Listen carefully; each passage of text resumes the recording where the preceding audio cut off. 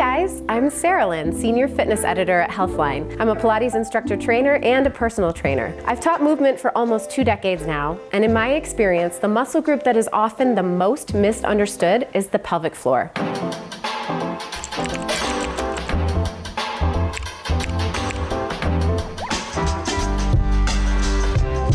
Today I'm going to show you some pelvic floor exercises. But before we jump in, there are 3 important things to remember about the pelvic floor. Number 1, pressure management is key for pelvic floor health. What does that mean? Your pelvic floor is part of your deep core muscles. If you think of your core as a barrel, the pelvic floor is the bottom of the barrel, whereas your abs and back muscles are the sides and your diaphragm is the top of the barrel. When there's excess pressure in your core, either from pregnancy, added weight, jumping, coughing, sneezing, even gravity when you're sitting for long periods of time, the pelvic floor must contract in response. If it doesn't, the added pressure causes force to push out the sides of the barrel. I always think of those squishy balls that my kids like so much. If you squeeze one side, the other side bulges out. So to keep your pelvic floor functioning well, not only do you need to strengthen those muscles, but the other muscles of the barrel also that will help maintain a balance of pressure around the core. Number 2, pelvic floor muscles are for everyone. Yeah, men have these muscles too, and they are equally as important for men. These muscles play a role in sexual function, lower back and hip stability, and digestion. So everyone needs to keep their pelvic floor working optimally. And here's another thing I hear all the time. I had my baby via C-section, so it didn't impact my pelvic floor. But that's not necessarily true. Regardless of whether your child exited the basement door or the sunroof, the pressure in the abdomen caused by pregnancy can wreak havoc on your pelvic floor. So these exercises are for you too. Lastly, and number 3, Kegels are not a one-size-fits-all solution. There's a bunch of overgeneralized advice out there that tells us to do more Kegels if you're experiencing incontinence or pelvic floor dysfunction. But that might not be the solution for your unique body, and here's why. In order for a muscle to do its job the right way, it must be able to fully release or lengthen and fully contract or shorten. Think of a biceps curl. When your arm is resting by your side, the biceps is lengthened, but when you contract it, it pulls your forearm towards your shoulder. If that muscle never fully released, you would be walking around with your arm bent all the time. Not exactly functional, right? The same is true of the pelvic floor. These muscles must contract to respond to the pressure, but they must also release when at rest. If you're in a constant state of contraction and your pelvic floor is always shortened, the strength of that contraction will diminish and it will cause symptoms like incontinence or pain with sex. If this is the case for you, Kegels might make your symptoms worse. The best thing you can do is to seek the help of a professional like a pelvic floor physical therapist who can assess your unique situation and give you a customized rehab plan. That said, let me give you a few different exercises and stretches for the pelvic floor that you can do at home. If your muscles are too tight, we call that hypertonic. And if your muscles are a little bit too loose, we call that hypotonic. So I'm going to give you some exercises that will address both until you can get in to see a pelvic floor PT. Let's get started. Okay, so the first exercise I'm going to show you is an exercise that you would do if your pelvic floor is a little bit too loose.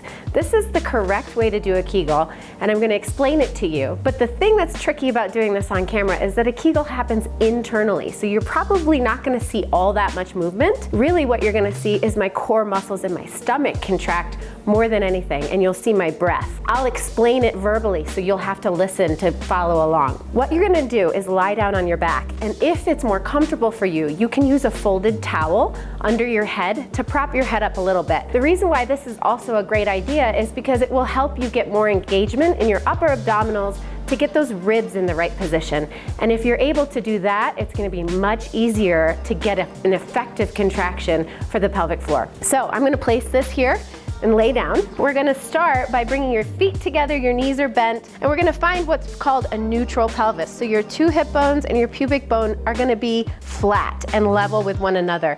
So if you took your hands into a triangle position and laid the heel of your thumb on the hip bones and your fingertips on your pubic bone and then look down, that should be a level triangle instead of tipped one way or the other, okay? So once you find your neutral position, I want you to then take your hands and move them up to your rib cage.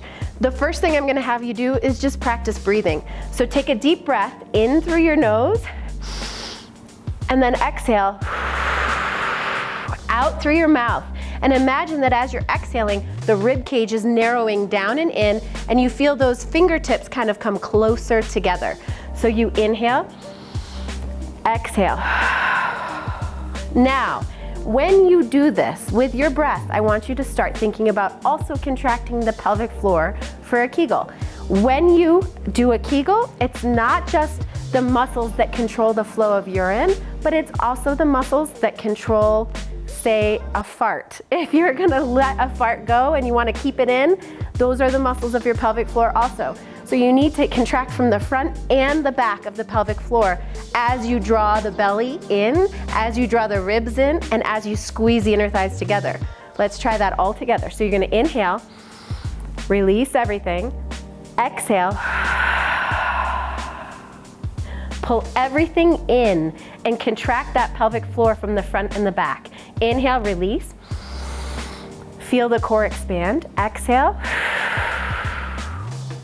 Feel the pelvic floor contract. You'll probably also feel your transverse abdominis contract. The last step in this is that we're gonna try and make this a rapid fire Kegel.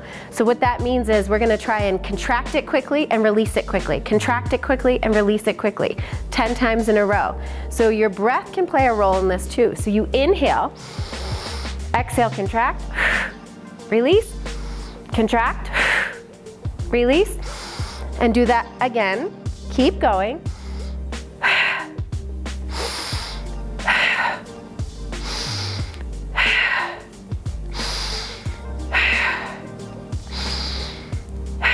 One more time. So that exercise, the rapid fire Kegel, is a good one to practice so that you can control that contraction in the pelvic floor muscles when you cough, sneeze, or jump, for instance. Let's go on to the next exercise. Okay, so the next exercise is heel slides. For this exercise, I like to fold my mat up so that I can rest only my spine on the mat and my legs can slide easily on the floor. I'm going to use the towel again for my head and lie down. From here, find that neutral position in your spine and pelvis. Again, finding that flat pelvis where your hip bones and your pubic bone are in the same plane. You can separate your feet hip distance apart. I like to use my hands. It's kind of like a tactile cue to remind myself to engage through the core and remember to contract the stomach muscles. So I'm going to take a deep breath in, exhale, and then again inhale. And on my next exhale, I slide one leg out straight, trying to really contract through the lower abdominals and the pelvic floor muscles. Inhale, I'm going to draw it back up. Exhale to the other side. Inhale, draw it back up. What we're doing with this exercise is really trying to gauge the strength of your pelvic floor and stomach contraction as the leg extends away from you. So when your leg is further away, you might have the tendency to want to arch your back. That's when you want to deepen the contraction because that lever is now longer. So you have to deepen the contraction and make sure that your core stays stable against the movement of your legs. Let's do one more.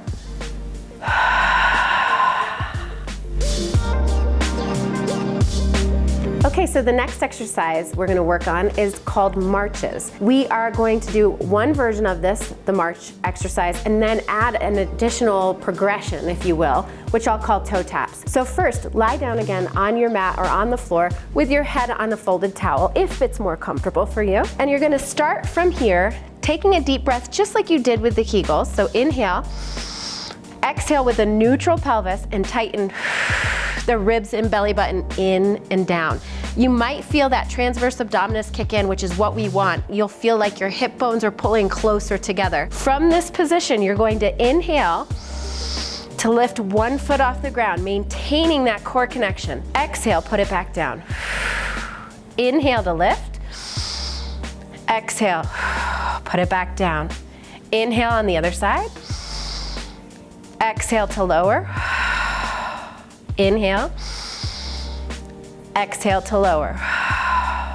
Before we move on, I want to just show you one quick little thing. If you notice that when you lift your leg, your pelvis rocks forward, that's a loss of your abdominal connection at that point, right? The weight of your leg is pulling your pelvis forward and creating this excess extension in your lower back. So what you really want to do is deepen your core connection and your pelvic floor connection at that moment. And if it's helpful for you, you can exhale to lift the leg. So you could take a deep breath in, exhale to lift the leg, inhale to lower it down, exhale, inhale. I feel the abs working a lot more when I exhale to lift the leg, and you might too. So play around with that breath. The second exercise, which is a progression, so harder, is called toe taps. So if you're going to go into toe taps, the first thing I want you to do is inhale in your neutral pelvis, but then exhale to tighten your abdominals even more so that you feel your pelvis start to tip backward into a posterior tilt. Now, you are not trying to press your back into the floor. That's a really common miscue, if you will, because if you push your back into the floor, what that often does is create excess pressure up into your belly. So I want you to think instead about shortening the distance between your hips and your ribs, keeping that core connection really strong, breathing in, and then exhale to lift one leg and the other. This is your starting position. We call this tabletop. From here, maintaining the core connection, breathe in. Exhale as you tap one foot down to the mat and bring it back up on an inhale. Other side, exhale, tap.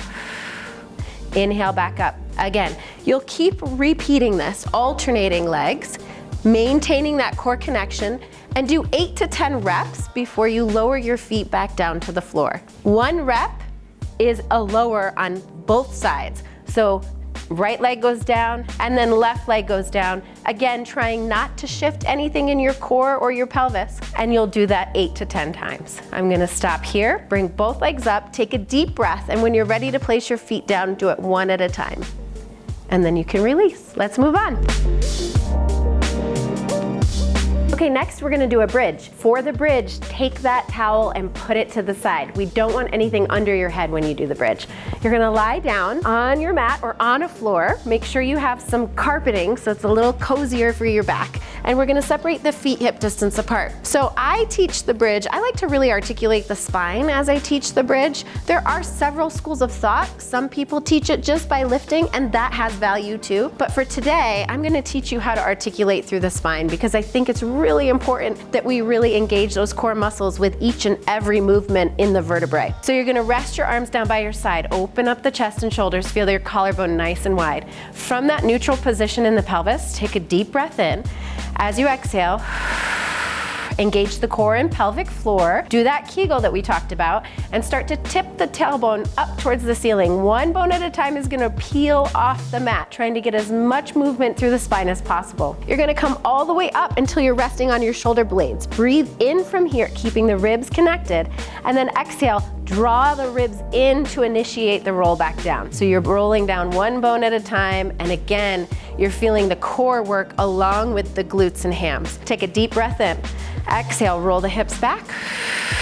Lengthen through the spine, lengthen through the neck. Reach the fingertips long, peel the spine off the mat. Inhale at the top. See if you can tip that tailbone and pubic bone up a little higher to the ceiling so that you're not dumping into your tush. And then slowly roll back down one bone at a time. Let's do that one more time. Inhale. Exhale as you roll back. Engage through the pelvic floor. As you press into those feet, I want you to think about that Kegel contraction. Press into the toes and heels. Inhale. Exhale, roll it down. When you return the pelvis to the mat, that's when you can release your contraction. And release. Let's move on. So this last exercise is a deep internal rotation lunge. And the rotation we want to come from the hips more so than the spine or the knee or lower leg. You're gonna start in a split stance position, and I want you to prop up that back heel and bend the back knee slightly. From here, I like to just make a fist and hold my hands right in front of my chest. You're gonna breathe in. As you exhale, you're gonna rotate, engage through the pelvic floor, and try to rotate this hip of the front leg back. Inhale, come back, square off the pelvis. Exhale again. Inhale, come back, release the pelvic floor. Exhale, rotating that pelvis. Come back and do it again. You'll feel that pelvic floor really connect as soon as you start to rotate through the hips. Come back to center. You're gonna need to do both sides, so make sure you switch sides and do the whole thing again. Thanks for joining us today. I hope these exercises and stretches gave you something good to practice at home that makes you feel better and more energetic. If you need more help, go see a doctor. They can help you find a customized solution to your needs. Have a great day.